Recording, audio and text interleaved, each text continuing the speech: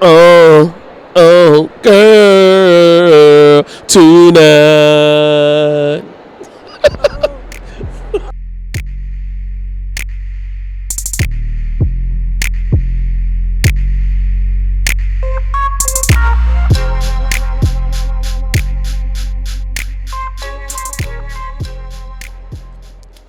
And we're back. Welcome to another episode of the Hip Politics Podcast. You got your boy, Mr. Cameron Calvin, a.k.a. Mr. Hip Politics, a.k.a. Mr. 216 to the 202, a.k.a. Mr. Communicator of Color. This is another live and direct podcast episode. We're doing this on site from a swanky hotel. It's black-owned, here in the nation's capital with a legend. Unfortunately, I'm here without my co-host, my co-pilot, Mr. Mike McQuarrie, a.k.a. the mayor of Capitol Hill. He's off doing things in the Virgin Islands, making some things happen. But I couldn't pass up this opportunity. We're like I said, we're live and direct here, reporting from Howard Homecoming with a legend. And whenever you get an opportunity to sit down with a legend, you take that opportunity. You got to get some knowledge from the OGs.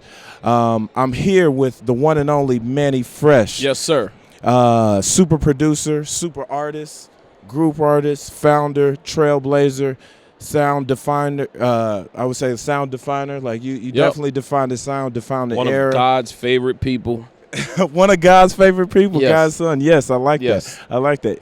He's definitely blessed. You're definitely walking in your purpose because I would argue to say, I don't know what the other, maybe they a couple Michael Jackson and a Prince song, but he probably has one of the top 5 songs ever created in this world. I like that, bro. Yeah. When he's here celebrating, we got Mannie Fresh here. Mannie, welcome. Thank you to the Thank you, sir. Thank you for having me. Thank you. We got to chop it up a little bit today. Like I said, this is a special live and direct. We're reporting from Howard Homecoming. And Mannie, on the Hip Politics Podcast here, a couple things we want, like I said, we want to highlight. One, can you tell me about everybody? This is 20 years. Okay. So I came into college in the 99, 2000. All right. So if you know anything about college, especially you here at Howard, like that's kind of what crystallizes in your mind, like this is the song of my life. Like every time this song, it connects you to a thing I had never seen before. Coming from Cleveland, I had never seen. Well, the cool thing is I think I'm blessed to come from an era of, it's the soundtrack of so many people's lives. Like the 99, 2000 era was just like the soundtrack to so many cool people's lives. And I was, doing my thing. And I'm blessed because cool people look back. They do. You don't think you cheated a little bit by saying 99, 2000, so then you caught a whole 10 years behind you? Because anybody honestly, in the 90s or 2000s. I'm not really cheating because that was y'all introduction to me. I was doing records in the 80s, you know what I'm saying? It jumped off of me in the 90s. You see what I'm saying? In the 2000s. So, my grind has always been there. But like everything, it takes time for it to happen. Yeah. So, my thing when it really kind of started popping was that 99, 2000. But I had already had songs under my belt from the early 80s. But it was probably the greatest, come on, like let's say hands down, like that's the generation that changed the world. Like, Changed the world? Talk about that. Yeah, because they the go-getters. They the game spitters and the go-getters. Okay. Like, they actually was the last generation, if we talking about hip-hop, that took hip-hop in. Like, okay, I'm learning something from this. It's giving me a blueprint. It's actually growing me up. It's showing me, like, let's take Fresh Prince of Bel-Air. The thing that J. Cole said, like, he was like, Uncle Phil was my dad. Like, like that was our thing. Like, we took bits and pieces in that era, and we was like, okay, that means make yourself better. That era of music also was like, have fun, but also make yourself better. Get it. I'm a testament and a product of that. Like I graduated high school in 99, came into Howard, coming from the Midwest, and I'm growing up on the lyrics to Jay. I'm growing up watching Master P and Cash Money in terms of, all right, how do you go independent? First time, I'm 19 years old, hearing about 85, 15 deals, hearing about people invested in your own self, and then also some of those things you're learning in music, but you're still turning up. Yeah. to a song that, like I said, 20 years later is probably one of the most iconic, I need to get to the dance floor right now, find somebody type of songs, records where it connect to your soul. But your era growing up was the last era that, well, I ain't going to say the last because I hope it changed. But hip-hop in that era, you could actually listen to different vibes. Now it's one-dimensional. You see what I'm saying? That. What do you mean? You feel like all the music is because similar tone, similar. It's the powers that be that, we kind of forced that. We forced that on that. We was like, okay, we gonna campaign like a politician. If you're not listening to me, I'm gonna come to your city, kiss babies, shake hands, sell it out the trunk. Whatever I gotta do to get it to you. And I'm not saying this generation is not me, because it's not. But what I'm going is that meant that supply and demand. It meant that, okay, maybe you was a Wu-Tang baby, but now is a guy here with a trunk, and he's like, oh, I got some tapes, baby, come here, let me talk to you. Da-da-da-da. Listen to this. I'm gonna sell you on it. If you don't like it, throw it away. Nobody ain't, it's so accessible now, so you don't have to do that no more. You don't have to do that, like you got to convince the listener. And even convincing the listener back then meant you had to keep them. Okay, now I got you. If I don't deliver every time, you're not with me. Now I think with the era of streaming, short videos, social media, people are okay with, like, I'll consume this quickly and move on to something else. Consume this quickly and move on to and that's something why else. I said I hope that change, because I'm blessed to have a song or a couple of songs that's been around. Hold on, 20 years. No disrespect, you got 20 plus years. Yeah, I still play in the club and they the bangers, like, so. I want that for other artists. I want, because this is hip hop. Hip hop is supposed to be that way. And me, before I made my songs, it was like that with me. Peter Piper, Run DMC, had been around 10 years. You know what I'm saying? Salt and Pepper, I Take Your Man, had been around 10 years. Like, Run DMC is like that. Like, these were songs that I grew up on, but they always, like, stood the test of time. Public Enemy. When Public Enemy came, it was just like, oh, it's awareness. But music has always done that. So now, it's, like, hip-hop got to be that.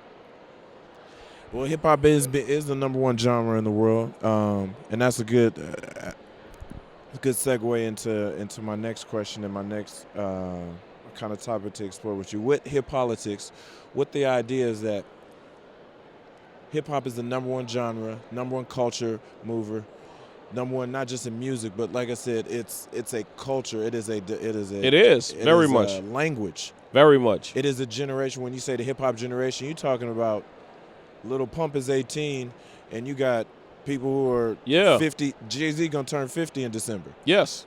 And there's people obviously that come way before him. So there's a language and there's a common vernacular, common energy that a lot of people feel. With you, and you have it, like you said, you having a test of time, you going spanning multiple generations in hip-hop. What do you think hip-hop can offer, using this newfound power, can offer to help, like, really do some more upliftment in our community, some more education? What do you think hip-hop could do? I think this next generation of hip-hop gotta stop counting on the record company so much.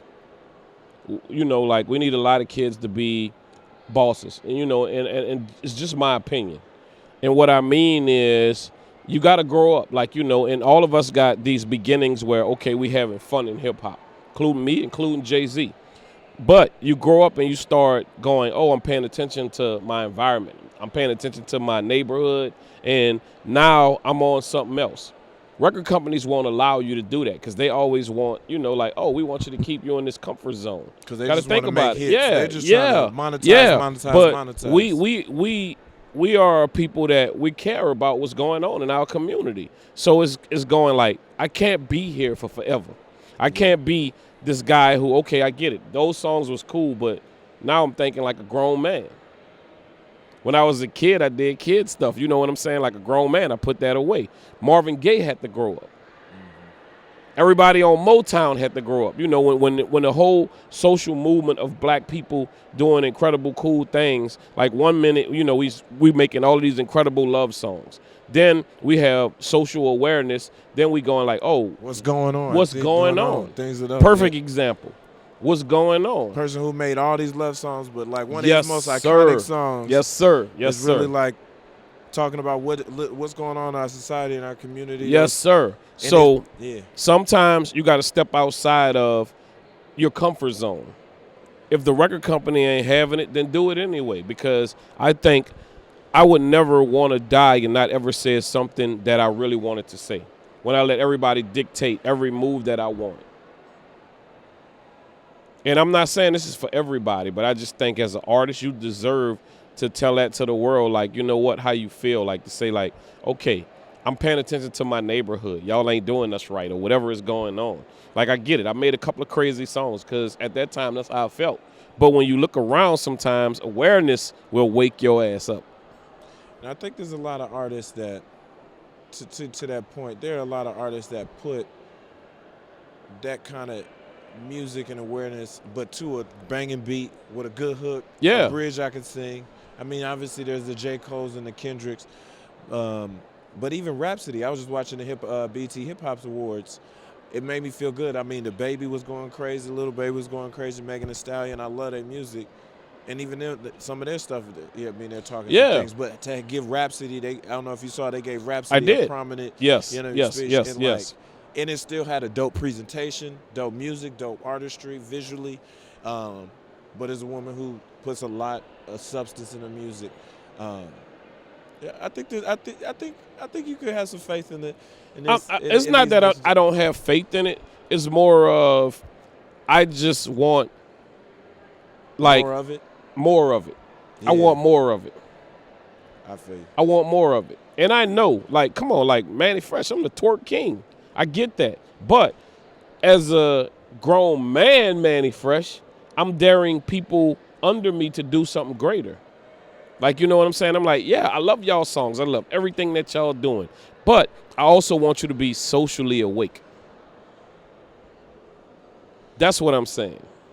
Be socially awake of what's going on. A lot of things that I walked away from, I understand now. Somebody had to be punished for it. Somebody had to do it. You got to think about it. We don't say this in our community, and I don't like to use the word black or white, but somebody paid the price for you to be here. Somebody paid the price in music. All the freedoms, all the money, and that's all I want this generation to know. It's not me being a disgruntled artist or nothing like that, because sometimes young artists take that. They're like, well, damn, what is the OG saying? I'm saying, like, bro, Sammy Davis Jr., you know what I'm saying? Everybody that was black before you, like Quincy Jones, those people paid a price for you to be able to do what you're doing right now. And now, with hip-hop, I think to your point, with hip-hop now being that top genre, it being such a economic driver, it is a multi-billion-dollar, multi-global industry and culture and genre. Now they have more power, in some sense, than some of those people who had to sacrifice those things. So imagine if they tapped into it, how much more, like, oh, now if I can move millions and billions and I can move all these people and touch people around the world, now if I tapped into that superpower, if I tapped into that resolve, how much more impact could I push the ball forward? Is that? I feel like, that's exactly what I'm saying. That's exactly what I'm saying. Like, and it's just make yourself aware of this and use that as energy to make your next movement. And I'm not saying nobody is doing nothing wrong. I love Megan and anybody that's doing whatever they doing. But real quick, to Megan's point, I don't know if you're up on it. Megan is huge on environmental justice. Like, she's had her clean up the hottie days where she's had her hotties, her fans go to different beaches and parks and clean up. So it's like, even with somebody who has some of the hottest twerk records out in the street, she's also telling you. And there's nothing wrong with being somebody who, I do care. Don't worry about what somebody else say, because they might think like your music does not project that. Your soul projects that. Mm-hmm. My music is just me going, like, real talk. A lot of songs that I wrote, I didn't have nowhere else to go to say, like, damn, I want to say this, because I had this crazy crazy mind frame of like, damn, I've been locked in this box. So a lot of the songs y'all hear, it was just me going, I just want to get it out. I just want to get it out. But it didn't stop me from being a person that cared about stuff. Think about it. If you a kid that grow up like in, and I will never say poor. I will never say the stuff that some people say, because I grew up with love. Can I curse? Because I swear I was about to, but no, yeah, okay, fuck public housing and all of that. Grew up that way, but I'm not gonna say I was an environment of my neighborhood. I wasn't an environment. My mom made me read books. My dad cared. You see what I'm saying? But I knew I had this imagination that I'm like, well, what do I do with all of this? And you got to put it somewhere. I got to put it somewhere. So that's where all of these crazy cool songs came from. Like, I was like, I am the misfit of my neighborhood. But at the same token, I did love and care about my neighborhood. And you can see, it's like, hey, I got a platform. I got opportunities. Yeah. Sometimes I can put it in music. Sometimes you can put it through your actions. What is something you got a decades-long career. What is something that stands out in your mind? Like, I'll set this up. Last year I saw you. You were out it was last year. Congressional Black Caucus, you and Juvenile with my man Cedric Richmond. Yeah, Ced is my big brother, bro. Yeah, like he's the person who's given me a lot of help. His Virgil, his old chief of staff, is one of my mentors who helped me when, on the Hill. His current communications director was one of my mentees. Like I love Ced. He's really pushing. You can call him for anything. He will answer you. He'll give you a straight answer. So when I saw you, so my question is, because your songs and your production, you as an artist, just you as an icon, you probably have been in a lot of places and a lot of elected officials, I'm pretty sure, around the world, leaders, global leaders.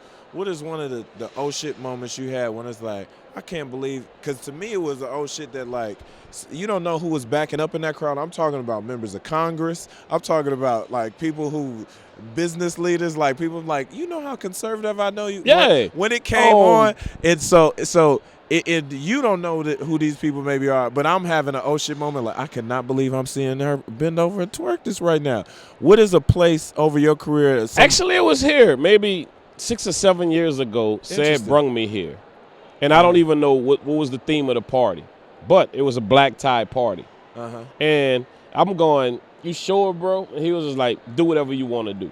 And and it wasn't raunchy, but it was, I'm like, okay, this is very conservative.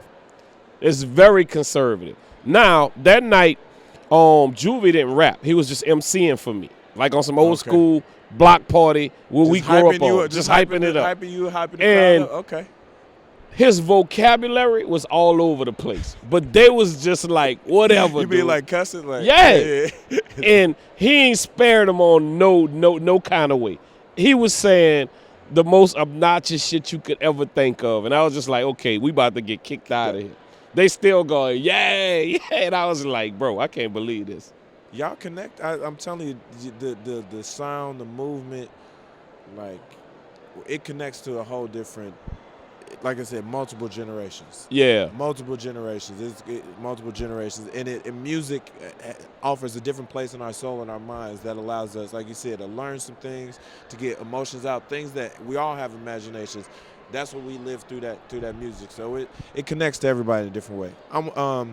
So I want to close out with this, something we ask and then I want to modify this question a little bit for you, being that I don't want to limit you. You're not just a producer. You a DJ. You a artist, songwriter. But so many people know you as for production. You, in my heart, you're one of my favorite producers. I'm one of those people who people pick their battles. Yeah, they just like, he's my favorite DJ. But then when you start talking artists, it's like, I mean, you got some of the most iconic songs. Yeah, it's part of both of yourself and House Real Big, like that. Yeah, that video, by the way. Thank you, bro. A plus. Thank you. I watched it a couple days. Anyways, not to go on a tangent. Long story short, we do top fives. And this is your person's top five. There's no criteria, but I want to say top five as a producer. What is the top five producers that influenced you? Ooh, wow. God, We probably have to go. DJs We probably have to go backwards. Like start with one. Okay. Marvin Gaye. Okay. A lot of people didn't know Marvin Gaye was a producer. They just kind of thought he was a singer. A lot of those songs he produced. Oh wow. Yeah, he was the arranger and the producer on a lot of those songs.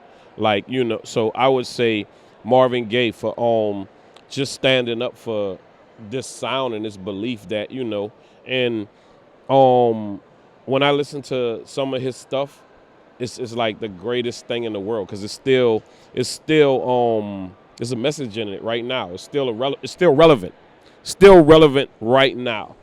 It is. You know, so you can put what's going on right now. It speaks to your soul, and that's a good song to me. So I would say Marvin Gaye. Marvin Gaye, God, Mantronics, and if you don't know Mantronics, look him up. He's a DJ Latin dude from New York, but a lot of my sounds are patterned around him. A lot of what era? The 70s, 80s? 80s. Okay. 80s. And you'll be like, okay, I get the little drum rolls and all of that. And most people don't even know who Mantronics is. But I'm a hip hop baby. I grew up on, like, you know, so Mantronics. Look him up, and I promise you, when you hear the production that this dude was doing, you'll be like, holy crap. God. Okay. Maybe Dre. Dr. Dre. The like, good doctor. You know, because when I did this, he was the dude that I copied the most. Interesting. Before y'all even knew Mannie Fresh, before I stepped on the scene. When you were just like DJ that was going like, well, what would my production style be like? I copied a lot of his songs. Like, you know, I was like, oh, if I could play that, then I start learning how to, you know what I'm saying? Got it. So I would say Dr. Dre. Like, when you say copy, did you go back and like try to reproduce songs? Yeah, I did. That's what started this whole production thing in New Orleans. I was big on remixes. Oh, okay. The younger Mannie Fresh was I would always remix a song and put in and make it put my it on way. like a tape or as a DJ and like just start using at that it as time a DJ? cassettes, whatever. Like, you know what I'm saying? Like if something came out and it was hot, like let's just say Dope Man, with you know, like NWA, I would twerk it out for New Orleans because that was my beat. You know, like before anybody in America got it, before anybody else heard it, that's what I was doing in the club. But I sped up R&B songs, other songs, and put my own little beat behind it. Okay. My beat was that boom, boom, boom, boom, boom, boom, and a clap, clap, clap, clap. You know what I'm saying? But I always put other stuff behind it. But some of the stuff I preferred was like Gangsta, NWA. Anything NWA, I was just like, they popping right now. I got it. Okay. They popping right now. And that's Dre out the gate. Yeah. And Dre, just when you start thinking about, I'm pretty sure he still continues to inspire. Yeah. He's elevated on so many different, in multiple generations himself. And even the question that you asked is kind of, to me, is unfair because I got so many people that I love, bro. I got it. It's so many people that I love. I can't even say, and there's no disrespect to the people who don't make it. These are just, it's a five energy. It's that a vibe. Come off. It's a vibe. five vibe. Grandmaster Flash. Okay. Because GFF. they run was so incredible, dude. And the songs that they did, just like, it shaped. This is why we even have hip hop. Like I said, some people paved the way for it to happen. They cut through in a disco focused. Yes. Pop, like rocket or like rock focus. Like they made it cool to even have an image in hip hop. Mm-hmm. Like this is what we doing, even if you think it's weird. Rock your own shit, do your own thing. So many people. There's all this controversy. Oh, look at them! They wearing. What are these kids wearing? I'm like, have you gone back and looked at some of the who are the godfathers and the grandfathers of hip hop and like the trailblazers? Bro. Like, have you seen The Message? Have you watched that video? Yeah. Like, if they could wear, and they hard, and these are hard dudes from New York wearing man. It's even what was fashion. cool about Flash was every album had a different sound. That's some hard work. Every album had a different sound, and they still had hits on it. Like, that's some hard work. Interesting. And when you say you were influenced by him, is it something that you gained early in your career, or something that you still these are the look back things to? that shape Mannie Fresh. This is not going on, like the people that and I'm taking this question the way you taking it as what influenced me to do certain things, what changed my mind frame. Okay. The next would be Rick Rubin. It's this song, It's Yours. It's an 808 song, and it was like one of the first like jamming ass 808 songs. Like, we had Marvin Gaye before that, but this is one of the rap songs where you just like, wow. Like, you know what I'm saying? You hear that? Like, that changes your whole, that made me go like, if I ever get one of them, I'm going to know what to do with that drum machine. When I heard It's Yours, I was just like, yeah, I'm in. Interesting. Rick Rubin is an ultra legend. And I'm picking these people off of things that shaped me and made me go, these are songs that I play still to today. Like, damn, over and over and over again. Have you got to meet everybody outside of Marvin Gaye? I feel like you could have. I never met Rick Rubin. What? Hold up, that's a travesty. I never. Hold up, y'all should have made records together. I've never met him because I swear I would be a fanboy to be like, bro. Oh, all right. Let's put this on the interwebs now. If I can make Rick Rubin and Mannie Fresh get together, listen. Put that, tweet that out. Tag Rick Rubin. He needs to invite Mannie Fresh out to his California estate. Please tag Rick Rubin on that.